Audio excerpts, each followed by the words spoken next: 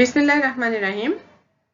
স্নাতক সম্মান চতুর্থ বর্ষে অধ্যয়নরত রাষ্ট্রবিজ্ঞান বিভাগের সকল শিক্ষার্থীদেরকে অনলাইন ক্লাসে স্বাগত জানাচ্ছি। আমি শিউলি আক্তার, প্রভাষক, রাষ্ট্রবিজ্ঞান বিভাগ, বিক্রমপুর আদর্শ কলেজ, মুন্সিগঞ্জ থেকে।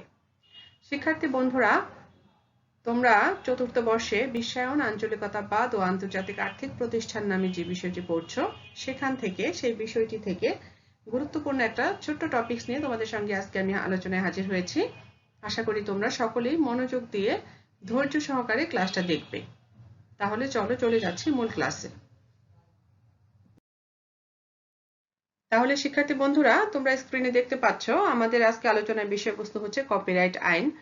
এর আগের ক্লাসে আমি তোমাদেরকে কপিরাইট সম্পর্কে ধারণা দেওয়ার চেষ্টা করেছি, আশা করি তোমাদের মনে আছে। তো আজকে আমরা কপিরাইট আইন সম্পর্কে একটু জেনে নেওয়ার চেষ্টা করব। তাহলে কথা না বাড়িয়ে চলো চলে যাচ্ছি মূল আলোচনায়।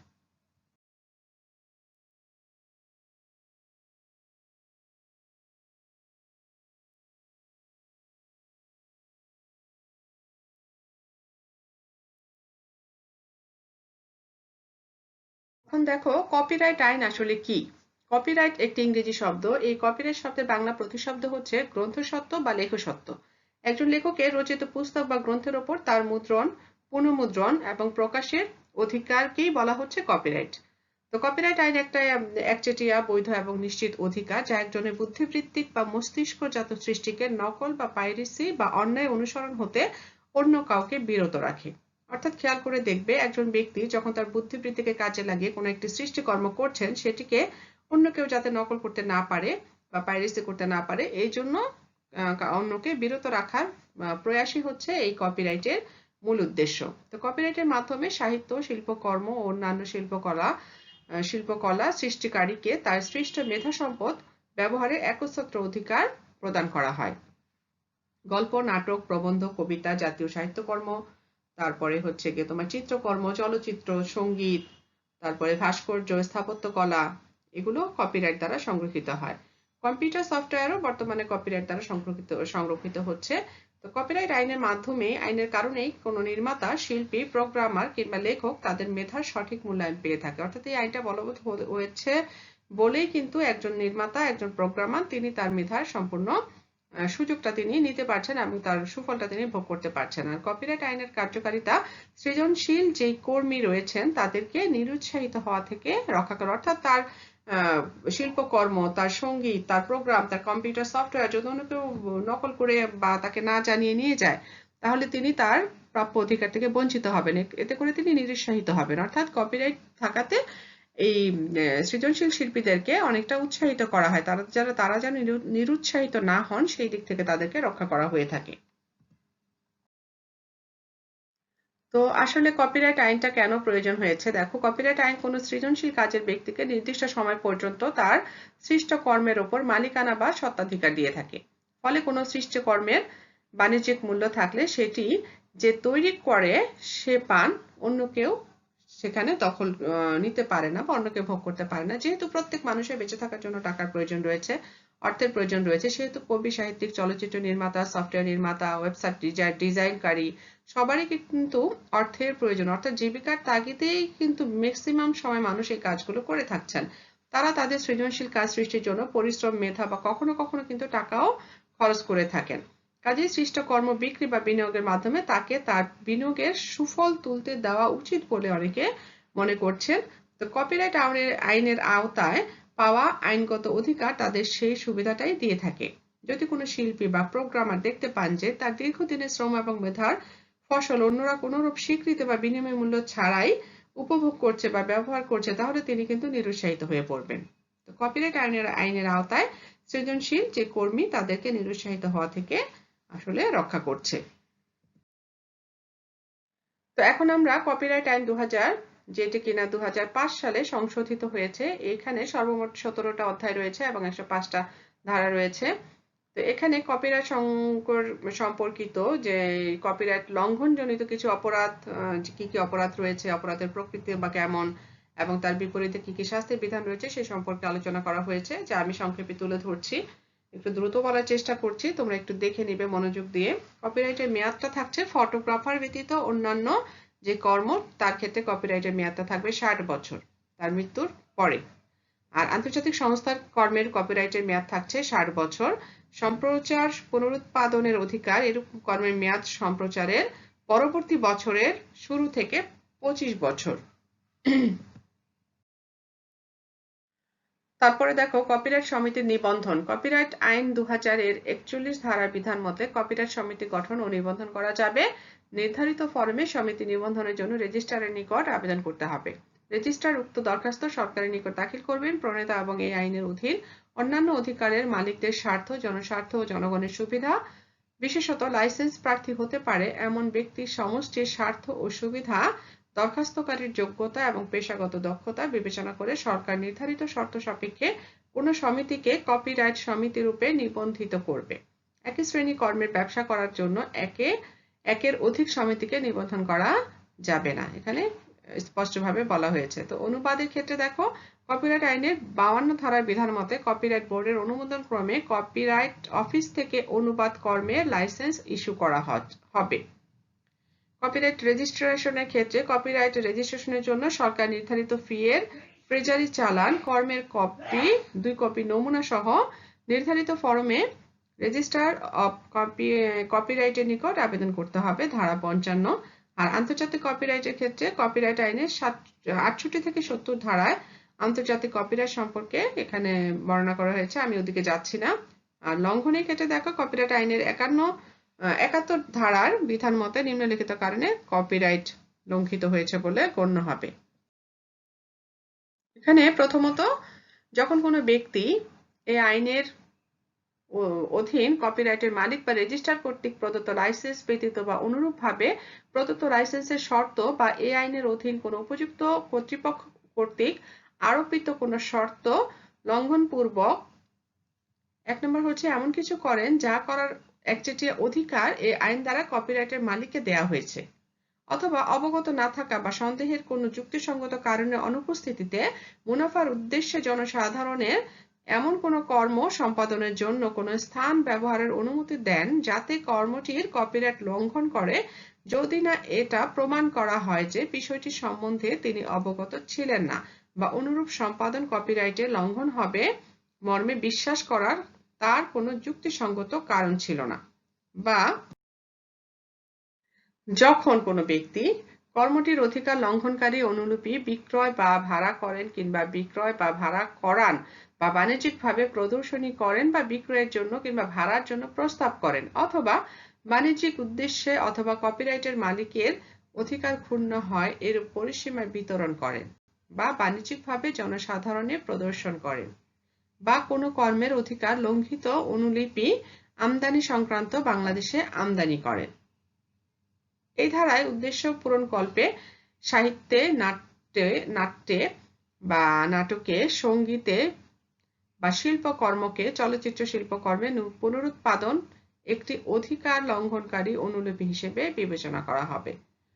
তারপরে দেখো অধিকার লঙ্ঘনকারী অনুলিপি আমদানি সংক্রান্ত বাংলাদেশে তৈরি করা হয় কপিরাইট লঙ্ঘন হতো এরূপ কর্মের বিষয়ে যথাযথ অনুমোদন ব্যতীত বাংলাদেশের বাইরে তৈরি অনুলিপি আমদানি করা যাবে না। এরূপ অনুলিপি জব্দ করার জন্য রেজিস্ট্রার অফ কপিরাইট বা তার নিকট থেকে ক্ষমতাপ্রাপ্ত ব্যক্তি উড়োজাহাজ, জাহাজ, যানবাহন, ডাক বা আঙ্গিনায় তল্লাশি করতে পারবেন। তারপর আসো দেওয়ানি ও ফৌজদারি আইনে প্রতিকারের বিধান রয়েছে। এখানে কপিরাইট লঙ্ঘনের বিষয়ে দেওয়ানি এবং ফৌজদারি উভয় ক্ষেত্রে প্রতিকার পাওয়ার বিধান রয়েছে। দেওয়ানি আদালতের মাধ্যমে নিষেধাজ্ঞা, ক্ষতিপূরণ আদায় ইত্যাদি এবং ফৌজদারি আদালতের মাধ্যমে জেল জরিমানা সংক্রান্ত শাস্তির বিধান এখানে রাখা হয়েছে। আচ্ছা, এবার আসো শাস্তি কিরকম হবে। চলচ্চিত্র বিষয়ক কর্মের কপিরাইট লঙ্ঘনের জন্য 5 বছর পর্যন্ত কারাদণ্ড এবং 5 লক্ষ টাকা পর্যন্ত অর্থদণ্ডের বিধান রাখা হয়েছে। তবে এই অপরাধের জন্য সর্বনিম্ন শাস্তি 1 বছরের কারাদণ্ড এবং 1 লক্ষ টাকা অর্থদণ্ড বিধান রাখা হয়েছে।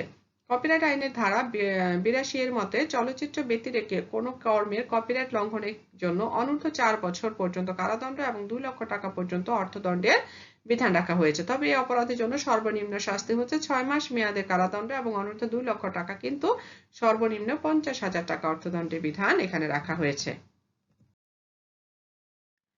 এবার আসো কম্পিউটার প্রোগ্রামের ক্ষেত্রে। কম্পিউটার প্রোগ্রামের লঙ্ঘিত কপি অনুলিপি করে যে কোনো মাধ্যমে প্রকাশ, বিক্রয় বা বিতরণের অপরাধের জন্য 4 বছর পর্যন্ত কারাদণ্ড বা 4 লক্ষ টাকা পর্যন্ত অর্থদণ্ডের বিধান রাখা হয়েছে। তবে এই অপরাধের জন্য সর্বনিম্ন শাস্তি হচ্ছে 6 মাস মেয়াদের কারাদণ্ড এবং 1 লক্ষ টাকা অর্থদণ্ডের বিধান এখানে রাখা হয়েছে। আর কম্পিউটার প্রোগ্রামে লঙ্ঘিত কপি ব্যবহারের অপরাধের জন্য 3 বছর পর্যন্ত কারাদণ্ড এবং 3 লক্ষ টাকা পর্যন্ত অর্থদণ্ডের বিধান রাখা হয়েছে। তবে এই অপরাধের জন্য সর্বনিম্ন শাস্তি 6 মাস মেয়াদের কারাদণ্ড এবং 1 লক্ষ টাকা অর্থদণ্ডের বিধান রাখা হয়েছে। অধিকার লঙ্ঘনকারী অনুলিপি তৈরি করার উদ্দেশ্যে সর্বোচ্চ 2 বছর কারাদণ্ড বা 50,000 টাকা অর্থদণ্ড বা উভয় দণ্ডের বিধান এখানে রাখা হয়েছে। রেজিস্ট্রারে মিথ্যা অন্তর্ভুক্তি ইত্যাদি অথবা মিথ্যা সাক্ষ্য উপস্থাপন বা প্রদান করার শাস্তি এখানে সর্বোচ্চ 2 বছর কারাদণ্ড বা 10,000 টাকা অর্থদণ্ড বা উভয় দণ্ডে দণ্ডিত হতে পারেন। আর প্রতারিত বা প্রভাবিত করার উদ্দেশ্যে মিথ্যা বিবৃতি প্রদানের শাস্তি হচ্ছে সর্বোচ্চ 2 বছর কারাদণ্ড বা 25,000 টাকা অর্থদণ্ড বা উভয় দণ্ডে দণ্ডিত হতে পারেন। প্রণেতার মিথ্যা কর্তৃত্ব আরোপ অর্থাৎ এখানে সর্বোচ্চ 2 বছর কারাদণ্ড বা 25,000 টাকা অর্থদণ্ড অথবা উভয় দণ্ড এখানে কার্যকর হতে পারে। আর পরবর্তীতে কোম্পানি কর্তৃক অপরাধ দায়িত্বপ্রাপ্ত ব্যক্তি উপরোক্ত হারে দণ্ডিত হবেন। আর অপরাধ বিচারার্থে গ্রহণ করা যাবে দায়রা জজ আদালত অপেক্ষা নিম্নতর কোনো আদালতে এই আইনের অধীন কোনো অপরাধ ধারা 66 এর বিধান সাপেক্ষে বিচারার্থে গ্রহণ করবেন না। এবার আসো লঙ্ঘিত অনুলিপি জব্দ করতে পুলিশের ক্ষমতা কি রয়েছে। কপিরাইট আইনের 93 এর 1 ধারার বিধান মতে সাব ইন্সপেক্টরের নিম্নতর পদাধিকারী নন এমন যে কোনো পুলিশ কর্মকর্তা গ্রেফতারি পরোয়ানা ছাড়াই পাইরেসি সংক্রান্ত কর্মের সকল অনুলিপি বা যন্ত্রপাতি বা দ্রব্য সামগ্রী বা অনুলিপি তৈরির উদ্দেশ্যে ব্যবহৃত সকল পেট বা যন্ত্রপাতি বা দ্রব্য সামগ্রী যেখানেই পাওয়া যাক তা জব্দ করতে পারেন। রেজিস্ট্রার বা কপিরাইট বোর্ডের ক্ষমতা। রেজিস্ট্রার এবং কপিরাইট বোর্ড এর দেওয়ানি আদালতের অনুরূপ কতিপয় কিছু ক্ষমতা রয়েছে, যেমন সমন প্রদান, কোনো ব্যক্তির উপস্থিতি নিশ্চিতকরণ, তাকে শপথপূর্বক পরীক্ষাকরণ, কোনো দলিল প্রদর্শন, উপস্থাপন করানো বা হলফনামা সহ সাক্ষ্য গ্রহণ, কোনো আদালত বা কার্যালয় হতে সরকারি নথি বা তার অনুলিপি তলব করা। রেজিস্ট্রার বা বোর্ড কর্তৃক প্রদত্ত অর্থ প্রদানের আদেশ। রেজিস্ট্রার বা বোর্ড কর্তৃক প্রদত্ত অর্থ প্রদানের আদেশ ডিক্রির ন্যায় কার্যকর করা হবে। আর অব্যাহতি ক্ষেত্রে আইনের উদ্দেশ্যে সাধনকল্পে সরল বিশ্বাসের কৃত বা করার অভিপ্রায় এর জন্য কোনো ব্যক্তির বিরুদ্ধে কোনো মামলা বা আইনগত কার্যক্রম চলবে না। শিক্ষার্থী বন্ধুরা, এখন প্রশ্ন হচ্ছে আমরা কেন এই মুহূর্তে কপিরাইটকে এতটা গুরুত্ব দিচ্ছি, কপিরাইটের সঙ্গে সভ্য মানুষের সম্পর্কই বা কেমন, কেনই বা মানবো আমরা এই কপিরাইট আইন। এই ধরনের প্রশ্ন এর উত্তর একটাই বলবো যে এটা হচ্ছে আমাদের কপিরাইটটা হচ্ছে আমাদের জ্ঞান বিজ্ঞান এবং সংস্কৃতির একটা অন্যতম টুল বা কৌশল। তো অন্য কথায় যে আমরা জানি যে একবিংশ শতাব্দীর সকল সৃষ্টিশীল সাংস্কৃতিক কর্মকাণ্ডই বারবার আমরা ক্ষেত্রে দেখছি। তো অন্যের সম্পদ চুরি করে আসলে বেশি দূর এগোনো যায় না, বেশি প্রতিষ্ঠা পাওয়া যায় না, প্রতিষ্ঠিত হওয়া যায় না।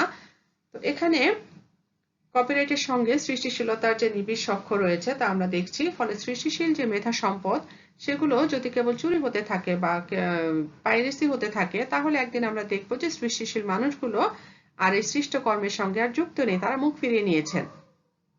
তো জীবনানন্দ তিনি তার ভাষায় বলেছেন যে সৃষ্টির সিন্ধুর বুকে আর কেউ জাগাবে না ঢেউ।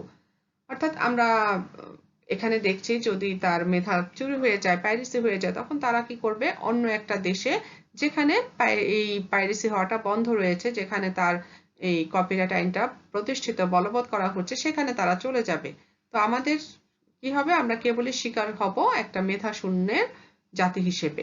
মেধা শূন্যতায় আমরা পড়ে যাব, আমাদের জাতি মেধা শূন্য হয়ে পড়বে। তো স্থূল বুদ্ধির ভারে আক্রান্ত হবে দেশ, কেবলই পরনির্ভরশীলতা হয়ে থাকবো আমরা, দেশে বিদেশে পরিচিত হব আইন অমান্যকারী জাতি হিসেবে। তাহলে কপিরাইট আমরা অবশ্যই মান্য করব এবং পাইরেসিকে না বলবো। এটাই আমাদের আজকের স্লোগান হবে, আগামী প্রজন্মের একটা স্লোগান হবে, কারণ তোমাদের হাত থেকেই কিন্তু, তোমাদের হাত ধরেই কিন্তু আমাদের দেশ এবং জাতি আগামীতে যে সফল বা সফলতা, সেই সফলতার মুখ দেখবে।